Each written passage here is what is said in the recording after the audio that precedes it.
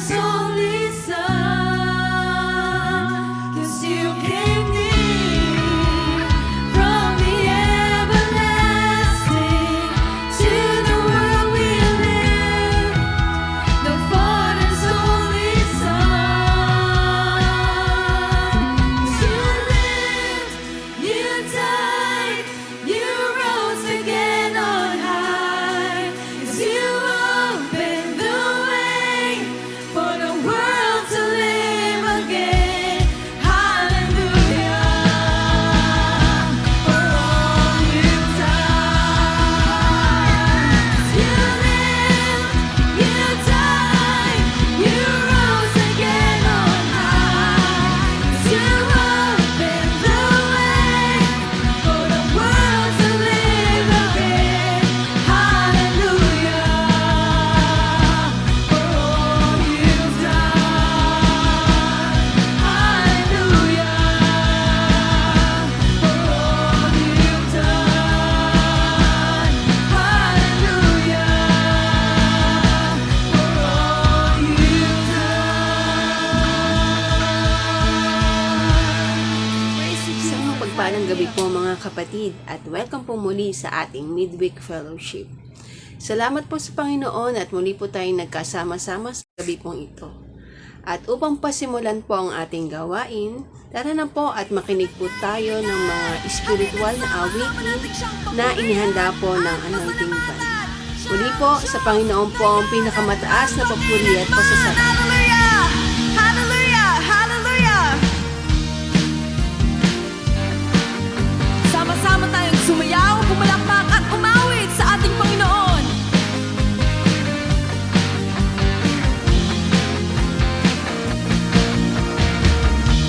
Nagpapasalamat ang puso kong ito. Ang Diyos sa kabutihan na sa katapatan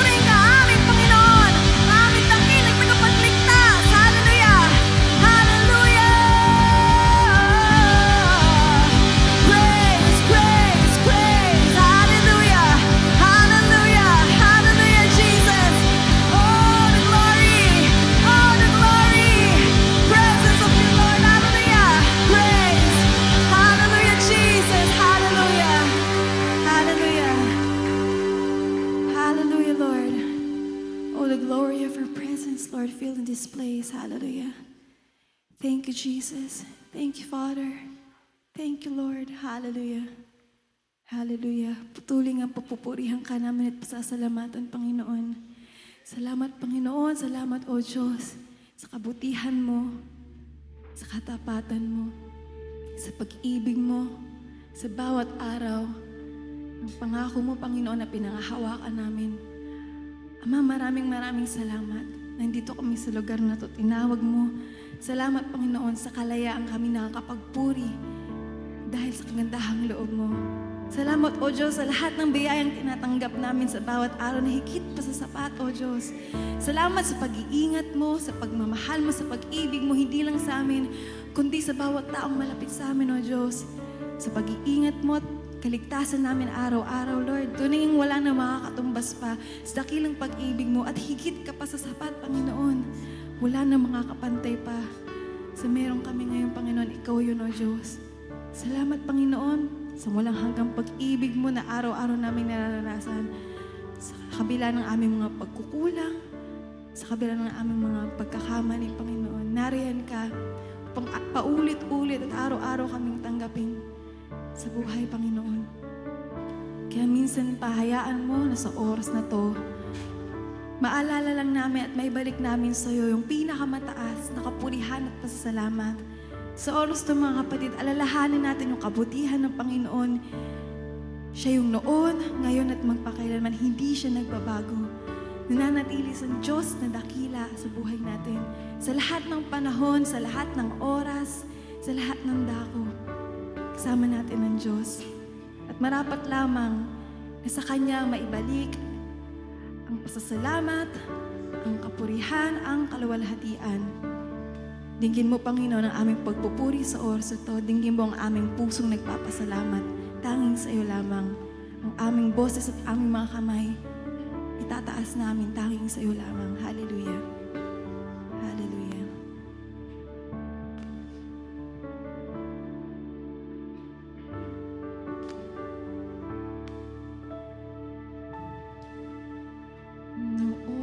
Noon, ngayon, at magpakailanman, di ka nagbabago,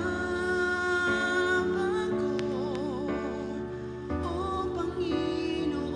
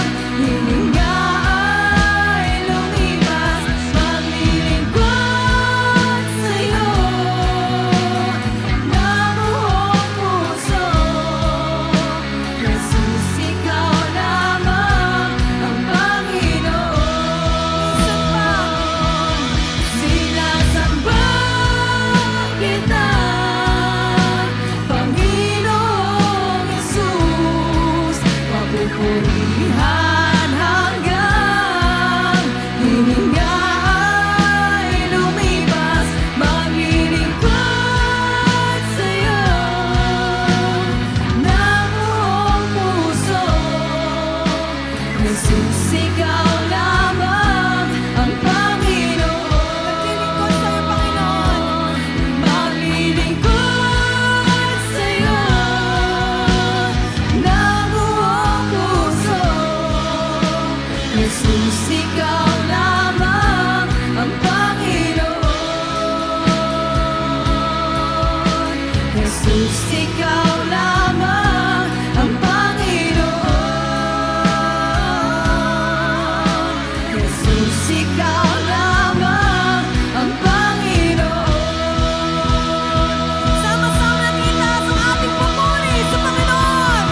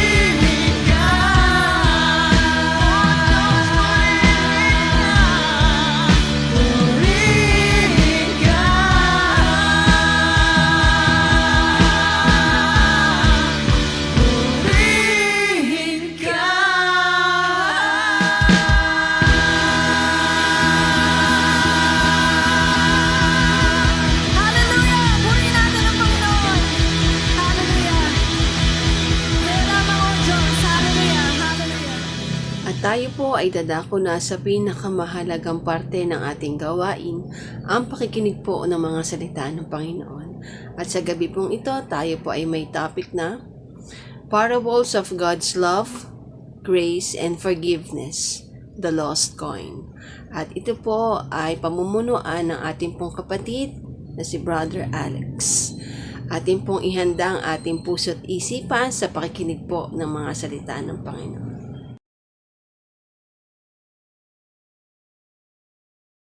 Isang mapagpalang araw po sa ating mga naririto ngayon sa ating pong live streaming. Alam ko po na ang Panginoon ang patuloy na kumikilos sa atin at patuloy na nagbibigay sa atin ng mga kailangan natin sa araw-araw. Amen.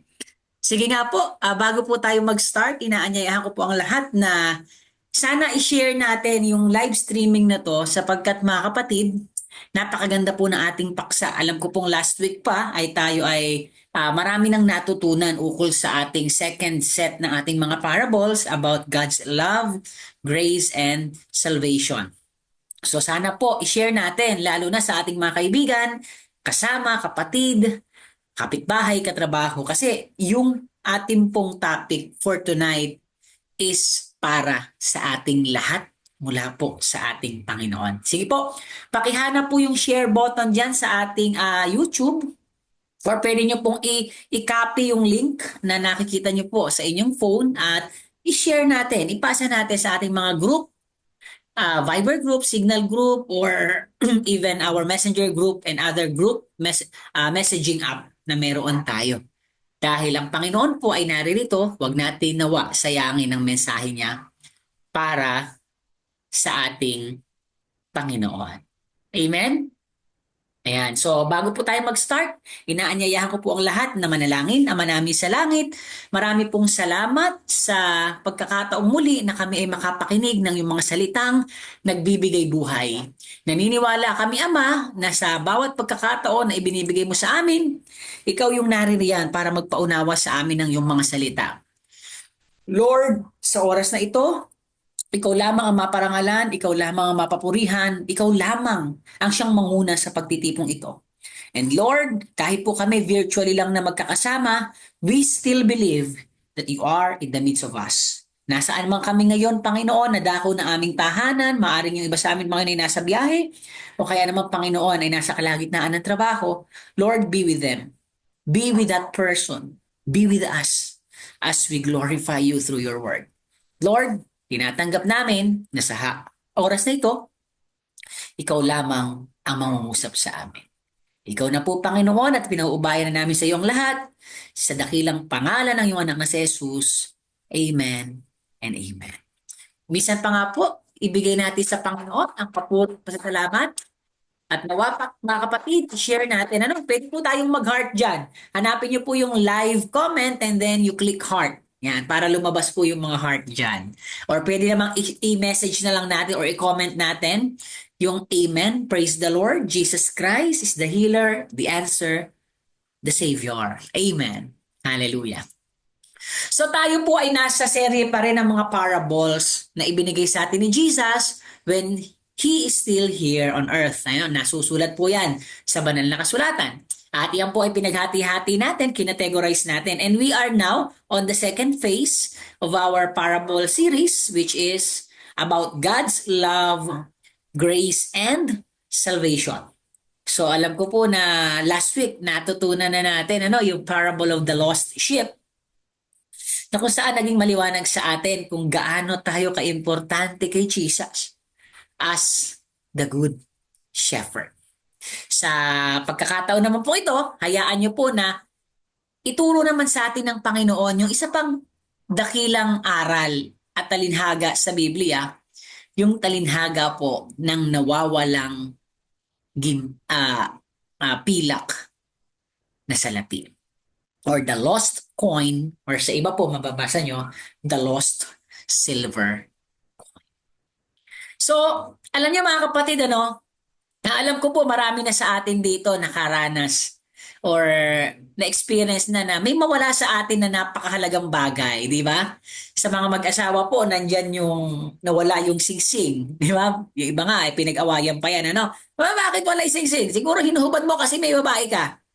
Pero ang totoo, nawala pala, nawaglit, na naglaba, o kaya sa dagat, or kung saan man, di ba? O kaya naman dokumento na napaka-importante. Kaya di ba minsan pag tayo po ay nalalaglagan ng wallet, di ba ang pakiusap natin sa Facebook or sa mga post natin, kahit po yung mga IDs na lang, huwag nyo na pong ibalik yung pera, bibigyan ko pa po kayo ng pabuya.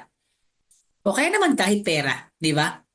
Di ba yung nabalitaan natin minsan na kailan ba yun? Sa radyo, yung 2.5 million, may bit-bit yung isang tao tapos nakuha ng driver, buti ibinalik. Di ba? Anong pakiramdam pag nawawalan tayo ng napakahalagang bagay, dokumento, kahit nga tao sa ating buhay? Di ba? Nandoon yung kalungkutan, nandoon yung panghihinayang, di ba? Andun yung pagnanasa na mahanap ito by all means. Sabi nga, by hooks or by crooks, di ba? At alam niyo po, kung tayo po ay nakakaranas ng ganoon sa ating buhay, si Jesus po ay binigyan tayo ng isang talinhaga na kung saan gusto rin niyang ipakita kung gaano kahalaga para sa Kanya yung mga nawawala. Amen. And last week po, nabigyan na tayo ng ng glimpse or ng detalyadong pagpapaliwanag kung how a lost sheep is very important to Jesus. And tonight po, i-reinforce natin yon. Kung gaano ba kadakila ang pag-ibig, kagandahang loob ng Diyos sa mga taong kanyang minamahal kahit pa sila'y nawala or nawawala or nagpakawala. Amen. So ito pong yung parable po ng lost sheep, or lost coin rather, ay mababasa po natin sa Lucas 15:8 to 10. Ito po ang sabi ng Bible.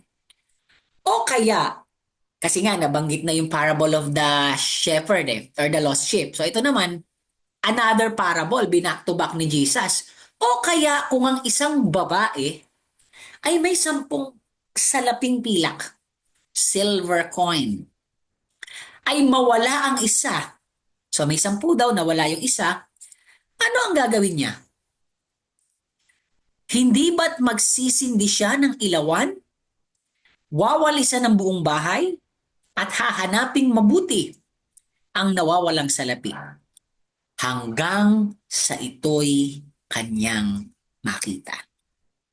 Kapag nakita na niya ito, aanyayahan niya ang kanyang mga kaibigan at kapitbahay at sasabihin sa kanila, makipagsaya kayo sa akin sapagkat nakita ko na ang nawawala akong salaping pilak.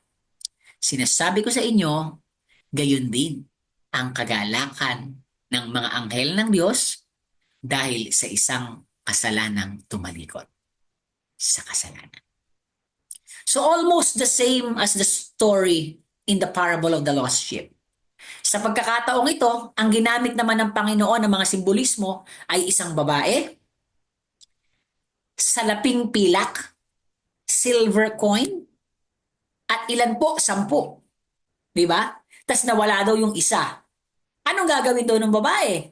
Magsisindi ng ilawan, wawalisan ng buong bahay, para saan? Upang hanapin daw ng mabuti ang nawalang salaping pilak. Hanggang ito ay makita.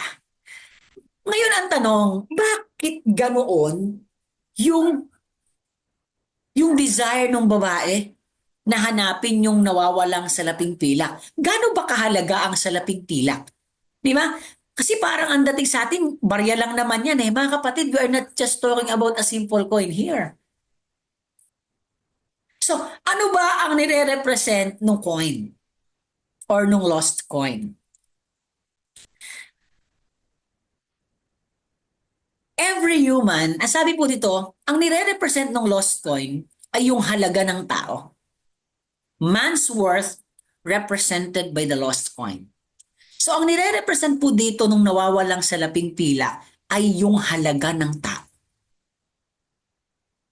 At dito po makikita natin na ipinakikita ng Diyos kung gaano kahalaga ang bawat buhay ng tao para sa Diyos.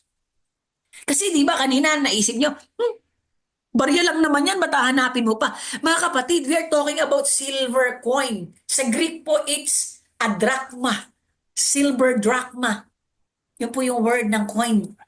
At ito po, alam nyo ba ang equivalent ng isang silver coin, which is true enough kahit sa panahon natin ngayon, napakamahal ng ng pilak. Di ba? Kaya nga bumili ka lang ng maliit na pilak na singsing, di ba? Libo. Kasi yung isang silver coin po sa Greek, na drachma ang term, equivalent to a full day's wage. Ibig sabihin, iyon yung halaga ng pinagpaguran ng isang tao sa maghapon. So hindi po basta-basta yung worth ng silver coin. Kaya dito nyo makikita mga kapatid, gayon na lamang yung kagustuhan nung babae na makita niya yung coin na nawala kasi it is equivalent to her 1 full day salary. Kumbaga sa panahon natin, halimbawa, isa kang empleyado, halimbawa, isa kang guro, di ba? Kung ang sweldo mo sa isang araw, baka nasa 1,000. Imagine, pagpalagay na lang natin 1,000 kung may sweldo ka ng 20,000 a month. So, 1,000 a day. Malaking halaga po yung 1,000 at hahanapin mo talaga. Tama ba? Ano po yung pinakikita nito sa atin? Yung mensahe ng silver coin. Ito po ang halaga natin sa Diyos. Huwag nating isipin na tayo ay isang walang halagang barya sa Panginoon. Just like the silver coin, mayroon pong halaga ang bawat isa sa Diyos. Bakit po? Bakit ba mahalaga ang bawat tao sa Diyos? Sabi sa Genesis 1:27, nilalangan ng Diyos ang mga tao ayon sa kanyang larawan. Sila'y kanyang nilalang na isang lalaki at isang babae. Yung coin na nagre-represent po sa tao dito is not a simple coin. It is a coin worth God's effort to create human being. So paano yung isang silver coin is equivalent to a 1 day full of wage? Ganon din naman eh. God take a day. Isang araw din po yung inilaan ng Diyos para sa atin nung lalangin niya ang bawat tao. Ibig sabihin, we are not just a simple coin to God. Our worth is worth a full day of work to God. Imagine ninyo, 6 na araw lang pong nagtrabaho ang Diyos at yung isang araw doon para sa tao. Ganun po tayo kahalaga sa Diyos. Kaya huwag niyong isipin na maliit yung halaga natin. Hindi po tayo yung mga simpleng barya ngayon. Ang halaga natin sa Panginoon ay isang salaping pilak. Alam niyo kung bakit? Kasi mga kapatid, nilalang tayo ng Diyos. We are created in God's image. Kaya yung pagiging kawangis natin ng Diyos ay sapat ng dahilan para hanapin ka niya. Kasi ikaw ay kanyang nilalang at nilalang kanya ayon sa kanyang wangis. Ganon tayo kahalaga sa Diyos. Ano pa po yung pwede nating matutunan dito sa coin na ito? Like the lost coin, we are valuable to God. Not because of our achievements, but because of who owns us. Tayo po ay mahalaga sa Diyos, hindi po yan dahil sa kasi mayaman ka, marunong ka, may pinag-aralan ka, nagbibigay ka sa simbahan, naglilingkod ka sa ministeryo, pari ka, pastor ka, mga awit ka sa simbahan, nagdo-donate ka ng malaki sa gawain ng Panginoon, nag-iermano ka pag piyesta. Hindi po yan ang dahilan kung bakit tayo mahalaga sa Diyos. Aside from the inherent worth na dahil tayo'y kawangis ng Diyos at pinagpaguran tayo ng Diyos nung Kanya tayong lalangin, the reason why we are valuable to God, that even we are lost, God still look for us, is because He owns us. Because we are God's. Pag-aari tayo ng Diyos.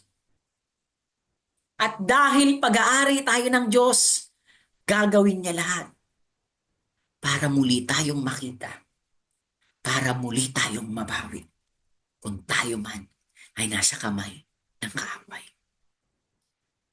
Ang sabi po sa Isaiah 43 verse 1, Israel, ito ang sinasabi ni Yahweh na lumikha sa iyo.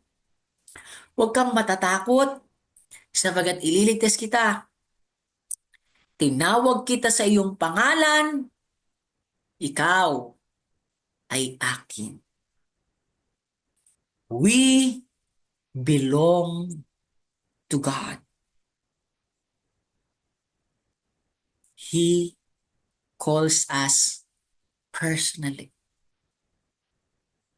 Alam niyo po, nung lalangin ng Diyos ang lahat ng kanyang nilalang, He only used words.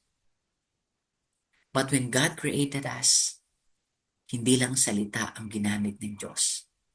He made an effort to create us. Humulma siya ng alabok, ng putik. Ginawa niya ang tao. Hiningahan pa. Nung gagawin ng babae, pinatulog pa ang lalaki. Nag-effort na naman siyang kumuha ng bahagi ng katawan ng lalaki. At ginawa niya ang babae. Why? We are worth working. Tama ba yung salita kong ginamit? Kasi hindi tayo basta-basta para sa Diyos. We are valuable to God.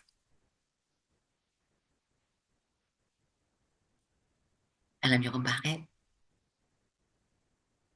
We are His. Dahil ang sabi ng Diyos, akin ka eh. At hindi ako papayag na mawala ka basta-basta. Yun po ang nire-represent ng coin. Our worth. Amen. Kaya hindi ka pakakawalan ng Diyos eh. Kaya hindi hahayaan ng Diyos na hindi ka niya hanapin. Because every human, each of us, is valuable, is worthy to God. Sabi nga sa Mateo 10:29-31, hindi ba't ipinagbibili sa halaga ang isang salaping hindi ba't ipinagbibili sa halaga ng isang salaping tanso ang 2 maya? Gayunman, kahit isa sa kanila ay hindi nahuhulog sa lupa, kung hindi kalooban ng inyong Ama. At kayo, tayo, ikaw na nakikinig ngayon, alam ba kung bakit tayo kahalaga sa Diyos? Maging ang buhok nyo'y bilang niyang lahat. Sino nakakaalam sa atin kung ilan ang hair niya? Ayoko mag-joke ng bad joke eh. Kasi baka may sumagot. Ako alam ko, Brother Alex, ang bilang ng buhok ko. Bakit? Wala, 0. Kasi makinis na makinis na. Sorry po. Peace po tayo. Pero wala, ako hindi ko alam kung gano'n itong buhok ko. Hindi ko alam. At alam niyo, walang magsasayang ng panahon. Yung pa yung isa. Imagine niyo, no? Ang daming pwede na gamitin na halimbawa ng Diyos dito, di ba? Pwede namang tandaan ng Diyos yung birthday mo, di ba? Mahalaga pag binabati tayo ng mga kaibigan natin na, ay, naalala ako. Di ba? Ngayon kasi, madali nang bumati kasi nakikita mo na sa Facebook, babatiin ng lahat, makikibati ka na rin. Pero iba yung pakiramdam, pag out of nowhere, pinati ka. O kaya sinalubong pa yung 12 o'clock, di ba? Nagulat ka. Iba yung kasiyahan, iba yung kagalakan kasi you are so important to the point na that person remembers your birthday.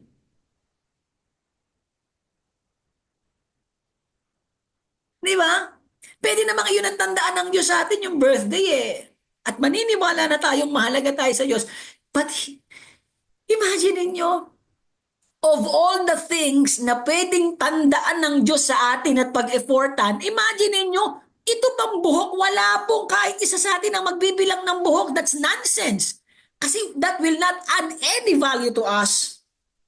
But that is how we are so important to God. That even your worthless thing, kahit or possession, kahit yung sa tingin mo, hindi mahalagang meron ka, pinahahalagahan ng Diyos. Kaya ba't hindi natin kayang maniwala na namatay si Kristo para sa atin? Kung yung buhok nga natin bilang ng Diyos eh.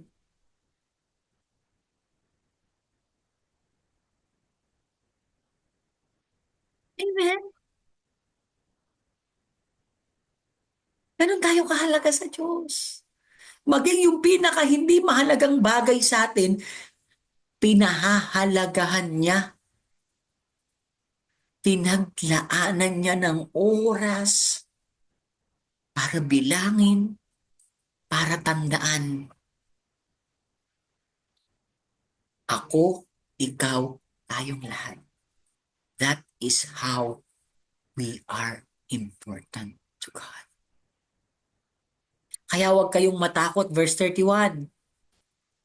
Kung yung maya mahalaga sa Diyos, higit kayong mahalaga kaysa maraming maya.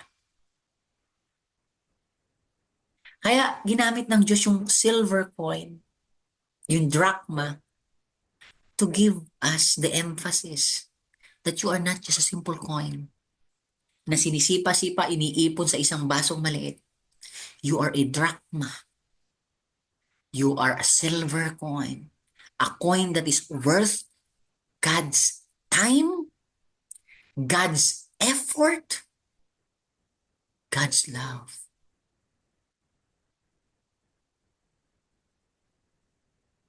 God values us infinitely more than anything in creation. Wala kayong mababasa sa Biblia na bilang ng Diyos ang hibla ng balahibo ng hayop.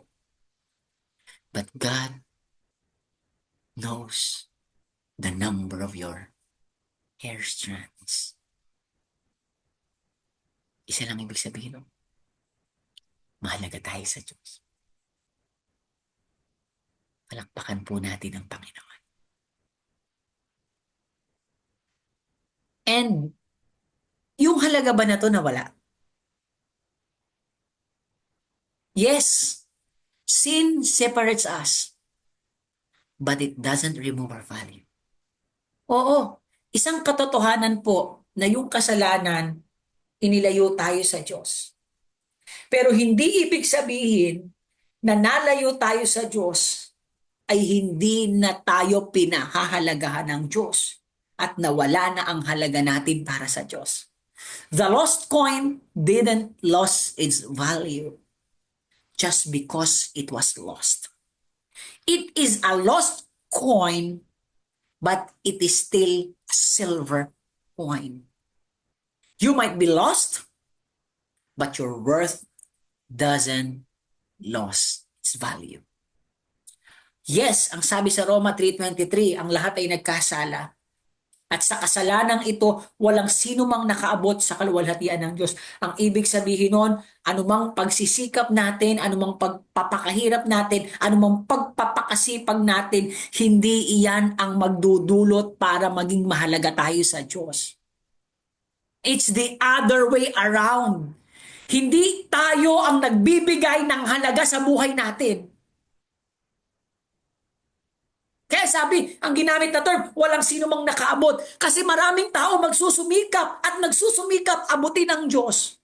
Maraming tao gustong maging kalugod-lugod at katanggap-tanggap sa Diyos. Gustong maabot ang kaluwalhatian ng Diyos. Gustong maabot ang bliss, ang pleasure ng Diyos.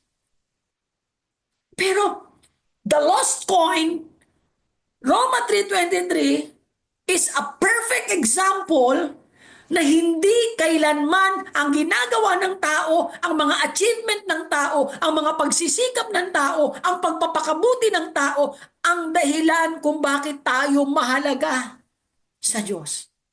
It is not us who gives us worth. It is not our works that put value to our lives. It's the other way around. It's vice versa. It is God who gives us value. Yan nga yung pinag-usapan natin kanina. Because He created you in His image. So, you have value because He created you in His image. That's why we have an inherent value. Hindi dahil gwapo ka, maganda ka, kundi dahil kawangis ka ng Diyos. Amen. Hindi dahil matalino ka, magaling ka, kundi dahil mahalaga ka sa Diyos. Hindi yung pagpapagsisikap natin. Kaya naman nung nawala yung coin, Hindi ibig sabihin, oh yes, nalayo tayo sa Diyos. Pero hindi ibig sabihin nun, nawalan na tayo ng halaga sa Diyos. Our value didn't lose its worth. Kaya nga ang sabi sa Roma 5:8, ngunit pinatunayan ng Diyos ang kanyang pag-ibig sa atin nang mamatay si Kristo para sa atin. Kailan? Kailan namatay si Kristo sa atin? Nung tayo'y makasalanan pa. Yes, and sin separates us from God, but we remain precious in His sight. Why? Because of His love. Inilayo tayo ng kasalanan sa Diyos, pero hindi nagbago ang pagtingin ng Diyos sa atin. Mahal pa rin tayo ng Diyos. At dahil sa pagmamahal na yun ng Diyos, that is the reason why we didn't lose our value. Oo, nalayo tayo. Siyempre, pag malayo tayo, talagang ganyan lahat ng kapahamakan. Kasi nga, nagmamatigas tayo, nagmamarunong tayo, nagpapakalayaw tayo. Kaya naging magulo ang buhay natin. Pero hindi ibig sabihin nun, wala na tayong halaga sa Diyos. Mahal kasi tayo ng Diyos eh. At yun yung reason kung bakit kahit nagpakawala tayo, hindi nawala yung halaga natin eh. It's because He loves us. Kaya nga sabi dito, kailan siya namatay? Nung tayo nagpapakabait, nung tayo nagpapakabuti? No. Namatay si Kristo para sa atin. Pinatunayan ng Diyos na mahal tayo ng Diyos when we were still sinners. He died for us. Kaya, huwag na tayong magtaka why even we are lost like the lost coin. We were still pursued by God. Because God's love isn't based on our goodness. God's love is solely based upon His grace. Ang kagandahang loob ng Diyos ang dahilan bakit minamahal pa rin tayo ng Diyos. Palakpakan po natin ang Panginoon. Kaya yung coin in its own has its worth. At yun tayo sa Diyos. And even the coin was lost, it doesn't lost its value. Because the owner of the coin, the woman, gives value. It is the woman who puts value to the coin. Hindi yung coin ang nagbigay ng value doon sa woman. Amen. Ganon din tayo sa Diyos. Kaya mga kapatid, huwag mong isipin na because you are lost, you have lost your value. God is pursuing you. Kaya nga ngayon, sana, huwag nating sayangin, na kinatagpo tayo ng Diyos. So ituloy po natin yung pag-aaral sa ating pong parable. So nung nawala po yung coin, anong nangyari? Di ba po hinanap ng Diyos? Hinanap ng babae? So pag-usapan natin yung paghanap, the woman sweeping the house. Yung paghahanap ng Diyos sa kanyang bahay, ng babae doon sa bahay. Ano ibig sabihin nun? It talks about God's pursuit. It talks about how God diligently searches us. Ano po yung sinisimbolo nung ginawa ng babae na halughugin yung bahay para makita yung nawawalang pilak? Una, it gives us the truth. It illuminates the truth that God searches diligently for the lost. na ang Diyos ay nagmamalasakit, ang Diyos, pag nawawala tayo, ay naghahanap at hindi lang naghahanap. He searches diligently. Hinahanap tayo ng Diyos ng masinsin at mahusay. Alam niyo po yung babae, pwede namang wag na lang hanapin eh. Kasi ang sabi, nawala yung isa, may natira pang siyam. Kasi 10 yung pilak niya eh. So kung nawala yung isa, ilan ang natira? May siyam pa naman eh. Di ba? Kaya naman niya sigurong pagkasyahin yung siyam na kinita niya para sa 10 araw pa rin eh. Pwede naman yun eh, di ba? Kung titignan mo, 90% pa rin naman. 10% lang naman yung nawala eh. Tama ba? Pero, hindi eh. Hindi kayang gawin yun ng babae. Bakit? Hindi siya sumuko na hanapin kahit may natitira pa siyang siyam. Parang ang Diyos. Mula lumang tipan katangian na ng Diyos yan. Pag sa Diyos tayo, hahanapin tayo ng Diyos. Pag mahalaga tayo sa Diyos, hahanapin tayo ng Diyos. Tingnan niyo itong mga Israel. Ito, nagpakalayo-layo to eh. Nagpakasama ito eh. Pero no, sabi ni Jesus Christ, kagaya na rin nung naging example last week, sa Ezekiel 34:11 to 11 to 12, ang sabi dito, ang sabi ng Panginoong Yahweh, imagine niyo, it is a sovereign God. It's a Lord. Pero despite being a Lord, na pwede namang, o yung nawala, palitan ko na lang, lalalang na lang ulit ako. Napakaganda ng emphasis dito. Pwede namang Yahweh na lang. Pero God is saying to us na He is a Lord God. He is a sovereign God. And despite being the sovereign God, na ang punto, yung mga nawala, palitan ko na lang. Kaya ba ng Diyos na palitan o hindi? Kaya. Ako, hindi ba ako kayang palitan ng Diyos pag nawala ako? Kaya. Pwede bang yung babae, nawala yung isang pilak, magtrabaho na lang ulit ako, mag-OOT ako para double pay? Kayang palitan. Pero hindi ginawa ng Diyos.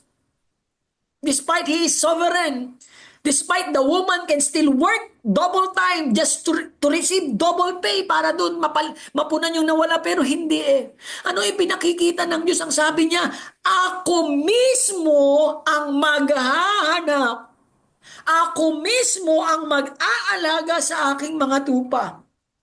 At kung paanong hinahanap ng pastol ang tupa niyang nawawala, gayon ko hahanapin ang aking tupa. Kukunin ko sila saan man sila itinapon noong panahon ng kanilang kasamaan.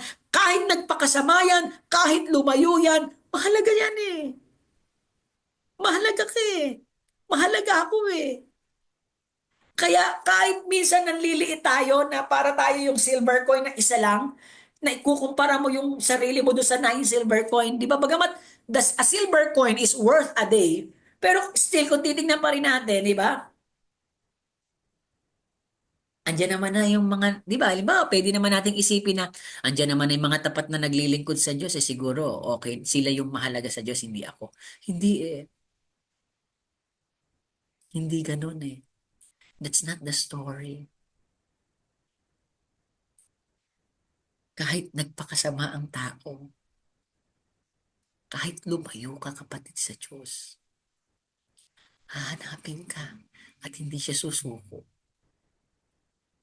Kahit pa sabihin mong meron namang mga taong naglilingkod na sa Kanya, huwag nating pag-usapan yung meron ng Diyos. Ang gustong ipakita ng Diyos, bawat isa sa atin mahalaga sa Kanya at ang nais niya ang bawat isa sa atin maligtas. Kaya hindi siya sumusuko sa atin. Amen? Kaya nga, ano yung nire-reflect nito? This reflects God's relentless pursuit of sinners.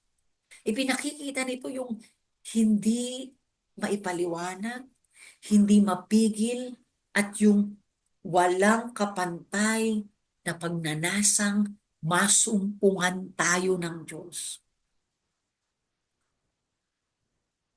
Na ang Diyos Matyaga na ang Diyos matagal nang naghihintay na tayo bumalik at kanyang makasama.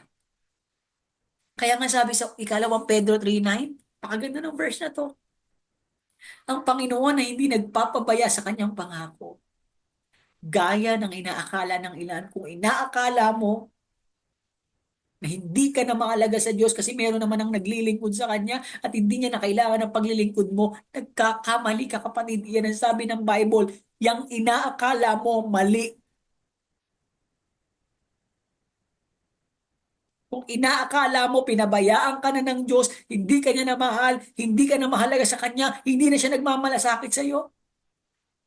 Hindi totoo yan. O kaya iniisip mo, di ba? Tumalikod ka sa Panginoon. Dati kang naglilingkod, pero ngayon nagpakawala ka, nagpakalayo-layo ka. Akala mo hindi ka na mahalaga sa Diyos kasi napalitan ka na sa ministry, napalitan ka na ng mas maraming umaaten, nagkakamali ka. Hanggang ngayon, ang Diyos hinahanap ka. Hindi nagpapabaya ang Diyos sa kanyang pangako kung yan ang inaakala mo. Sa halip, anong sabi? Nagbibigay siya ng pagkakataon sa lahat. Bakit sa lahat? Kasi yung lahat ng tao na yon, lahat yon nilalang niya at nilalang niya mula sa kanyang wangis at nilalang niya, pinagpaguran niya, hiningahan niya at minamahal niya. Palakpakan nga natin ang Panginoon.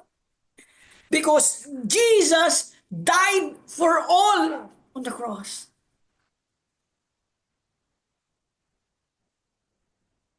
Alam niyo po, kung nawawala ang halaga natin sa Diyos, pwede naman na si Barabas na lang ang mamatay kasi deserve ni Barabas ang mamatay. Pero Jesus bear the punishment of Barabas and all of us. Tayo si Barabas eh. Tayo si Barabas. Tayo yung dapat mamamatay, hahatulan, ipapako sa krus, kasi tayo yung nagkasala. Tayo yung magnanakaw. Tayo yung mamamatay tao. Tayo yung sinungaling. Tayo yung nanlalamang ng kapwa. Tayo yung nangungurakot. Tayo yung nanloloko. Tayo yung nananakit ng mga mahal natin sa buhay. Tayo yung nag-iisip ng hindi maganda sa ating kapwa. Tayo yung nagchichisme sa mga tao sa paligid natin pag naiinggit tayo. Tayo si Barabas.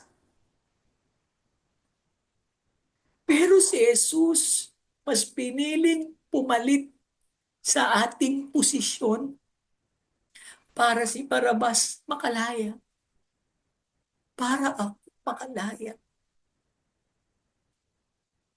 Siya po yung nagbata at nagbitbit ng parusang para kay Barabas.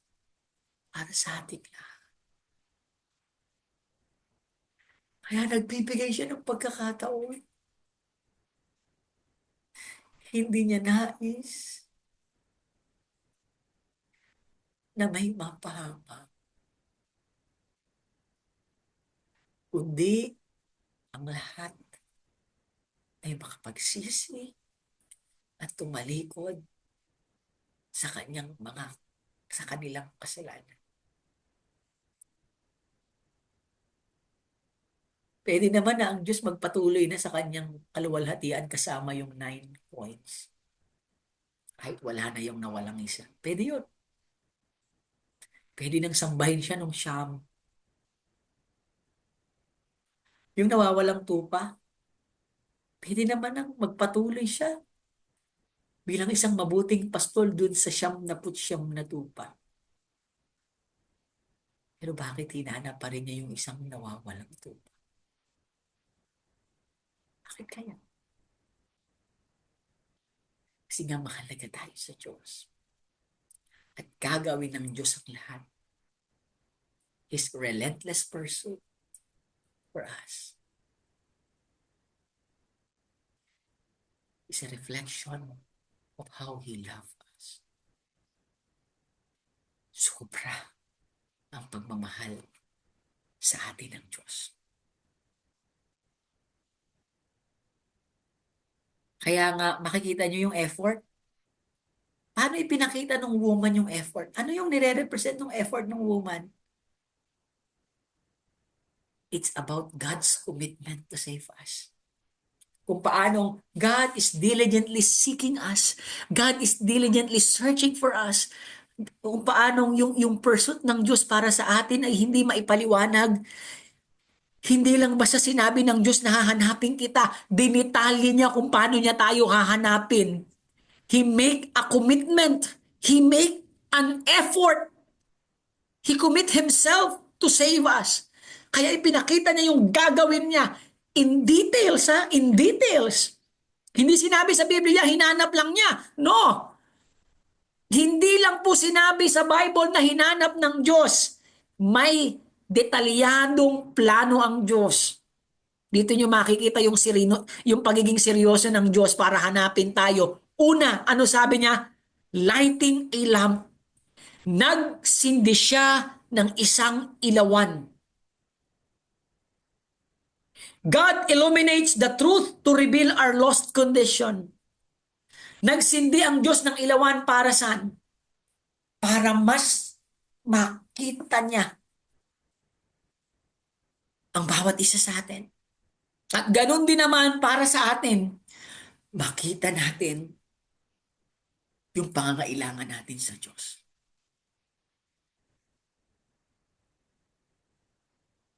Awit 119, 105. Salitawi isang tanglaw sa akin ay patnubay.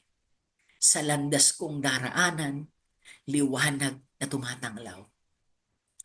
Yung pagsisindi ng babae ng isang ilawan is a representation kung bakit mahalaga ang pakikinig ng salita ng Diyos. Kapatid, kung nakikinig ka ngayon ng salita ng Diyos at ngayon ka lang nakapakinig at pinasahan ka ng gawain ito, isa lang ibig sabihin nun. Iniilaw ka ng Diyos. Alex, parang ganun pala yung nangyari yung unang attend ko, no? Parang sabi ng Diyos, Alex, ikaw na ba yan? Sarap ano? Tagal na kasi kita inaantay eh.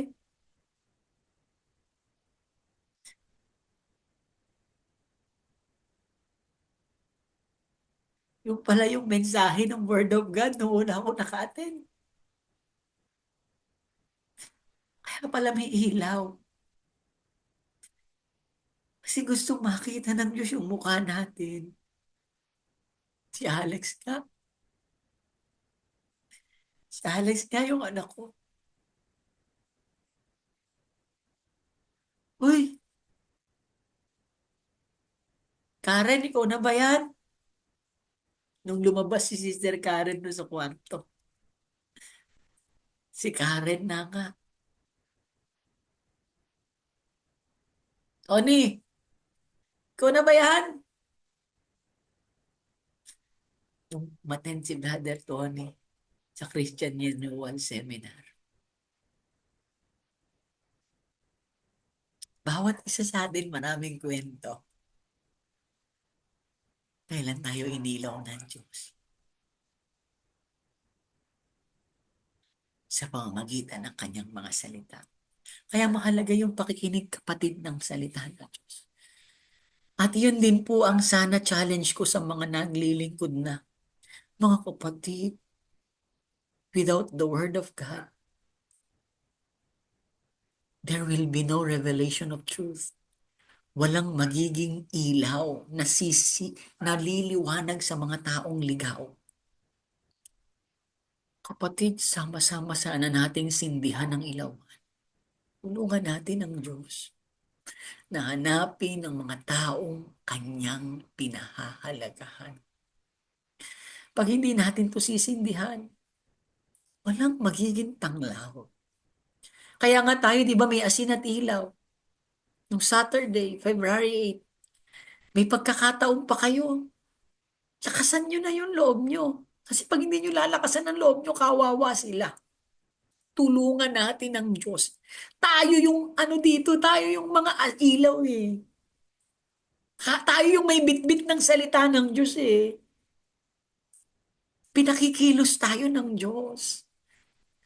When the woman light the lamp, it illuminates that God is mobilizing us bilang mga ilaw na salibutan. Minomobilize niya tayo in His pursuit for the sinner. Maging daluyan tayo ng liwanag ng Diyos. Ibahagi natin ang salita ng Diyos. Ayain natin sila sa gawain ng Diyos. Amen. Ano pa ginawa ng Diyos? Bukod sa pagsisindi ng ilawan, ang sabi dito, sweeping the house. Nilinis ng babae yung bahay. Binaliktad niya para makita niya. Anong gustong ipakita nito? That God removes obstacles and searches every dark corner of our lives. Hindi ibig sabihin na magulo ang buhay mo, hindi ka nahahanapin ng Diyos kahit nasa pinakamadilim kang bahagi ng buhay mo ngayon, kapatid. Pupuntahan ka ng Diyos. Hahanapin ka ng Diyos. At kaya kang tanggapin ng Diyos. Ang sabi sa Hebreo 4:12, yung salita daw po ng Diyos ay buhay at mabisa. Mas matalas kaysa alinmang tabak na ang magkabilay talim. Ito'y tumatagos maging sa kaibuturan ng kaluluwa at espiritu ng mga kasukasuan at buto at nakakaalam ng mga iniisip at binabalak ng tao. As God sweep the house, it symbolizes and signifies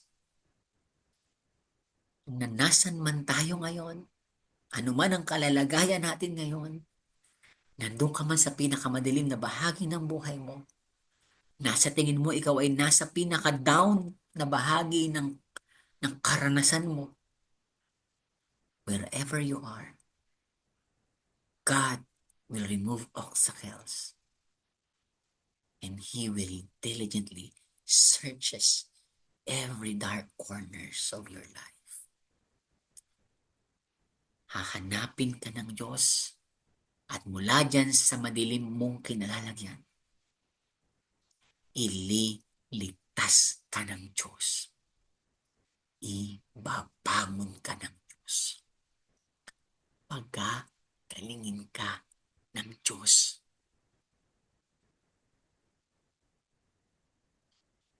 At hindi lang niya po basta lilinisin. Hindi lang niya po basta hahanapin ano ang description. Searching carefully. Hahanaping mabuti. It symbolizes that God's pursuit of the lost is intentional and thorough. He is intentional in searching for you, and He is thorough and diligent in His pursuit of you. Gusto ng Diyos na hanapin ka at gagawin ng Diyos ang lahat para mahanap ka. True enough. True enough. True enough. Hindi po simple ang ginawa ng Diyos. God can ask for His angels to come. Pwede pong magutos ang Diyos ng anghel para hanapin tayo.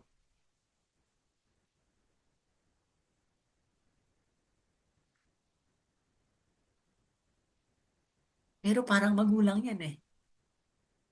Pag yung magulang, nalaman niya, may nawawalang anak, bawa nawawala yung anak niya, halimbawa sa palengke, nabitawan yung bata.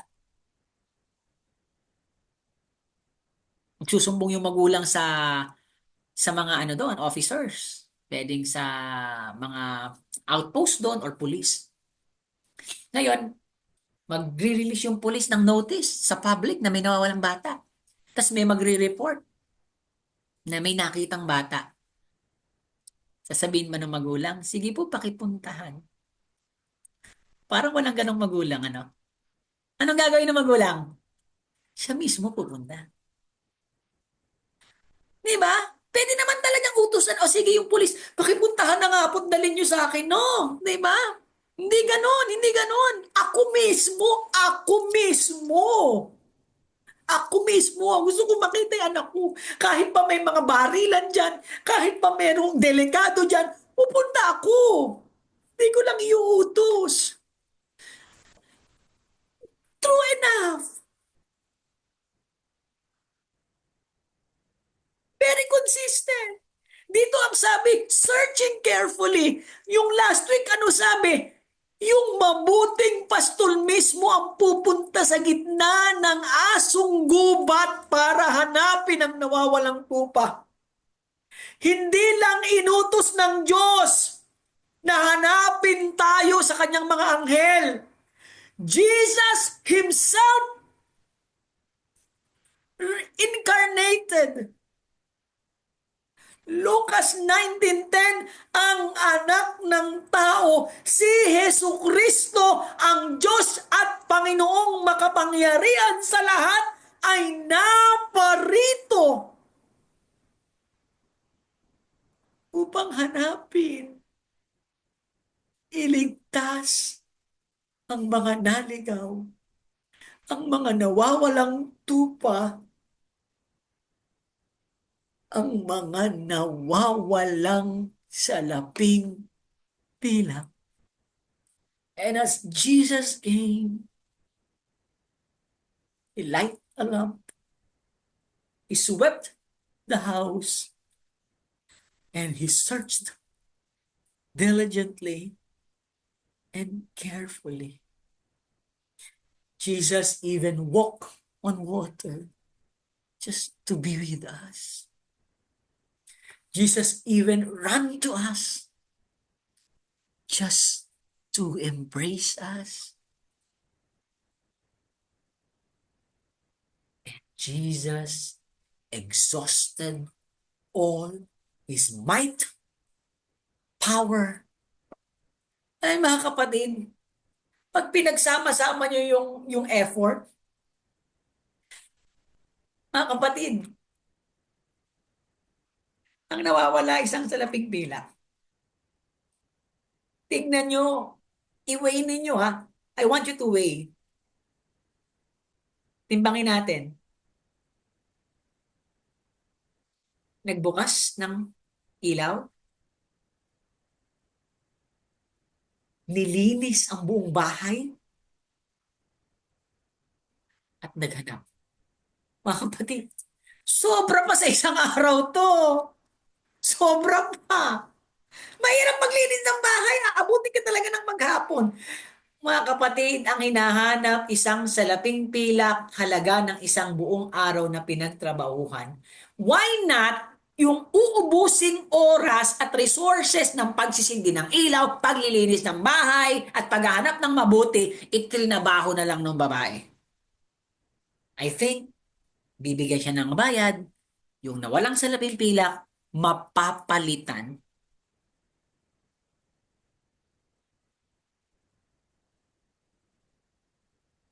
Ito may 10 salaping pilak na lang ulit siya.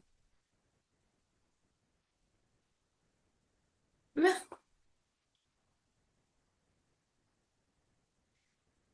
Yung uubusin niyang resources in lighting the lamp,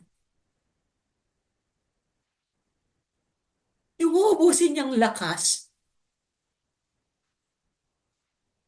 para linisin yung bahay, yung uubusin niyang oras para hanapin yung pilak Pwede niya namang gamitin yun para magtrabaho, para mapalitan yung nawawala. Isa lang ang sagot ng Diyos. Hindi niya kailangan ng kapalit.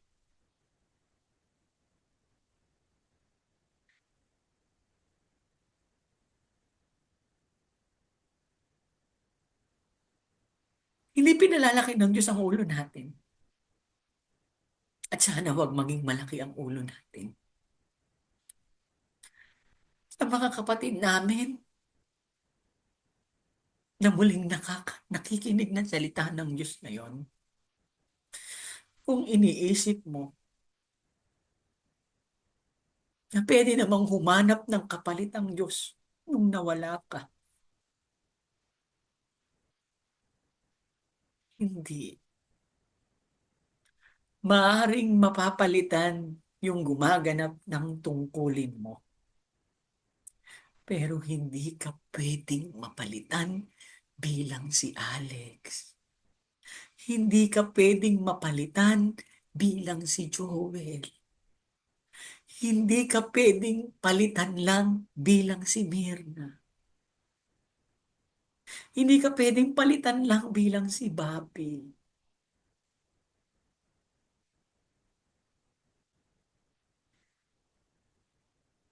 Hindi nagpunta si Kristo dito sa lupa para humanap ng kapalit.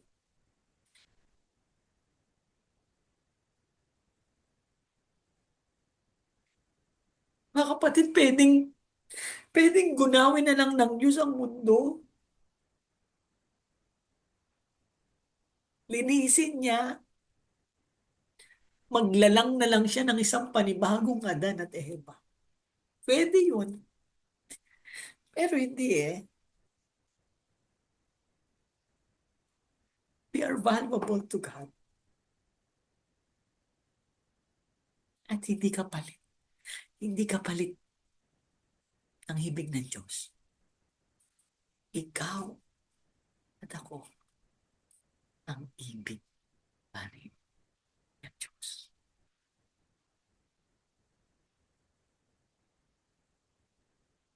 Kaya siya naparito para baguhin ang buhay natin. Para ibalik yung nawala sa atin. Palakpakan nga natin ang Panginoon. Sabi ko nga sa inyo mga kapatid, kung yung lost sheep ay nire-represent ni Jesus and the prodigal son, di ba, is nire-represent, di ba yung lost sheep last time is reveals Jesus as the good shepherd. While yung next topic next week is the prodigal son reveals the father's lavish love for us. I do believe that the story of lost coin is the story of the Holy Spirit. Still, kita nyo? Kahit yung tatlong persona ng Diyos, isa lang ang layunin. Kung paano yung anak ay pumasok sa gitna ng asong gubat para makita yung nawawalang tupa. At yung ama hinintay yung kanyang anak na nagtakwil sa kanya. Gayon din ang banal na spirito. Kasi marami sa atin ang babaw-babaw ng pagtingin sa Holy Spirit. But the story of the lost coin is an illumination. It's a revelation how the Holy Spirit, like Jesus, the Father, is so diligent to pursue us. Kaya lahat ng kaya niya gagawin niya. Si Jesus namatay. Yung Ama naghintay. Sabi ng Holy Spirit, ako lahat meron ako ibibigay ko din. Ang salita mo ay ilaw, ang salita mo ay espiritu. Gagamitin ko lahat ng makakaya ko. Ikakalat ko siya na yan eh. Yung pagkalat po ng salita ng Diyos sa panahon natin after Jesus, sa Holy Spirit yan eh. Nasa Bible yan. Sabi sa John 16:8, as the woman persistently searched, the Holy Spirit persistently draws us to repentance. Pagdating niya ang banal na spirito, kanyang patutunayan na mali ang mga taga-sanlibutan tungkol sa kasalanan, kanyang patutunayan ang tungkol sa katuwiran, at kanyang patutunayan ang mga pag-unawa natin tungkol sa paghatol ng Diyos. Sa panahon po natin ngayon na tayo ay nangangaral ng salita ng Diyos, inabot ng salita ng Diyos, kung paanong nakita natin kung gaano tayo kamahal ni Jesus, kung paanong nakarating sa atin yung mensahe ng pag-ibig ng Diyos, huwag po nating lukuhin ang sarili natin. Si Holy Spirit ang dahilan kung bakit nakarating sa atin lahat yan. It is the Holy Spirit who empowers, who gives gifts to the church. He's the Holy Spirit who gives wisdom. It's the Holy Spirit who gives the gift of wisdom, knowledge, discernment, the gift to heal pag pinatungan ng kamay, the gift of speaking in tongues. Diba? Lahat ng regalo, bigay ng Holy Spirit yan. Bakit? Bakit? Namumudmud ng regalo ang banal na Spirito para sabay-sabay, sabi ng Holy Spirit, kumilos tayo. Alex, kumilos ka. Bobby, kumilos ka. Marisa, kumilos ka. Eto. Alfred, anong kailangan mo? Kumilos tayo. Sige na. Sama-sama tayong kumilos. Sabihin natin sa sanlibutan, mali ang pagkaunawa nyo sa kasalanan. Hindi yan ang mabuti. Sabihin natin sa sanlibutan, yung katuwiran galing lang kay Kristo. Sabihin natin sa sanlibutan, mahal sila ng Diyos. Wala pa tayo sa panahon ng paghatol. Nasa panahon pa tayo ng pagliligtas. Tulungan niyo ako, sabi ng Holy Spirit. Help me and I will empower you.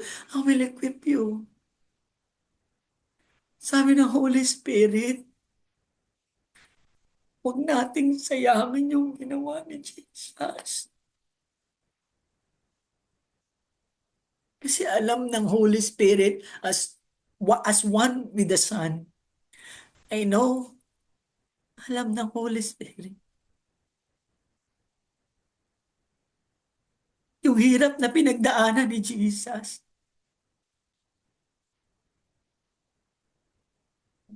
Sabi ng Holy Spirit, bibigay ko rin lahat ng meron ako. I will light the lamp. I will clear and sweep the house. Tulong-tulong. Lahat din ang magagawa ko. Kaya mga kapatid, yung salvation, yes, it's all about grace. It's all about Jesus. At masaya ang Holy Spirit na natataas si Jesus. Pero at this point in time, gusto ko po pasalamatan naman natin si Holy Spirit.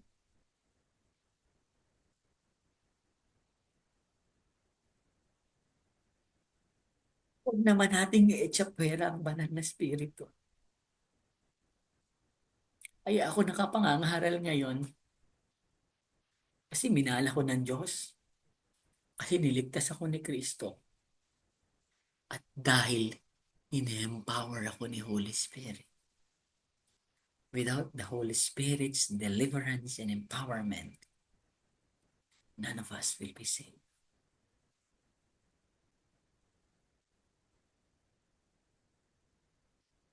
Ang Espiritu Santo ang naghugas sa atin upang tayo panganak na muli, magkaroon ng bagong buhay.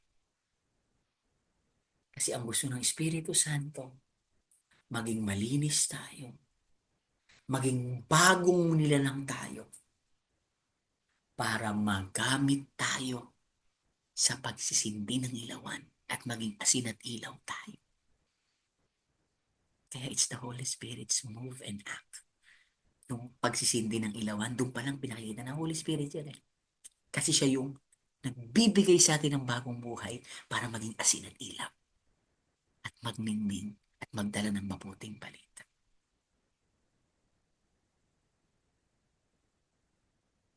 At ano sabi nung nakita na yung nawawalang silver coin? The heaven rejoices over one sinner who repents. Sinabi ng babae, magkakaroon ng higit na kagalakan sa langit dahil sa isang makasalanang tumatalikod sa kasalanan kaysa 99 na matuwid na hindi nangangailangan ng pagsisi. Wala naman na siguro magsiselo sa atin dito, no?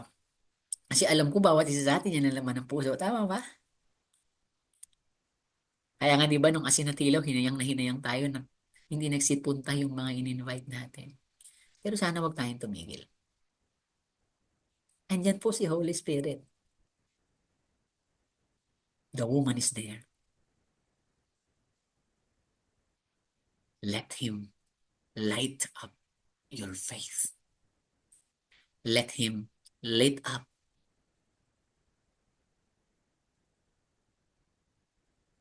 you as the light and salt of the world.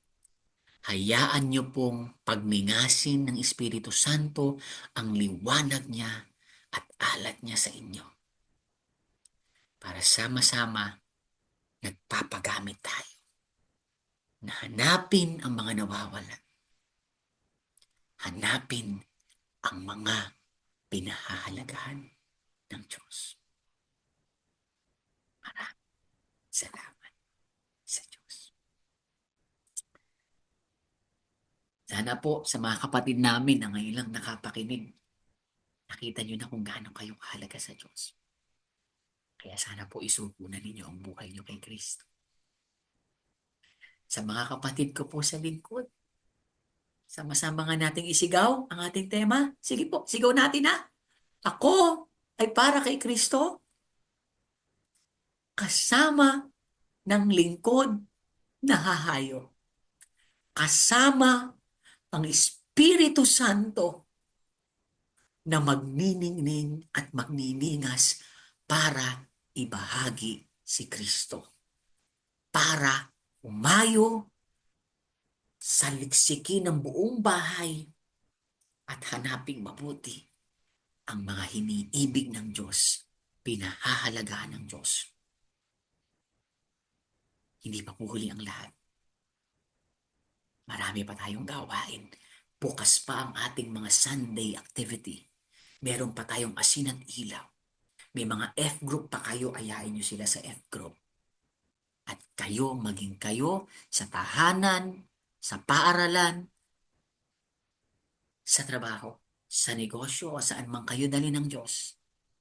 Paggamit tayo sa banal na Espiritu.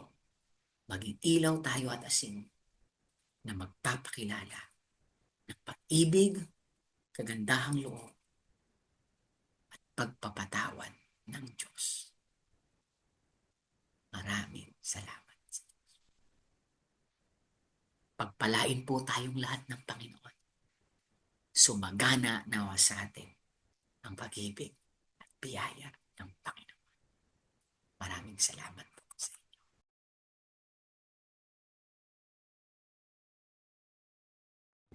Isa po sa paraan ng paglagaw ng pananampalataya ay ang pakikinig po ng mga salita ng Panginoon.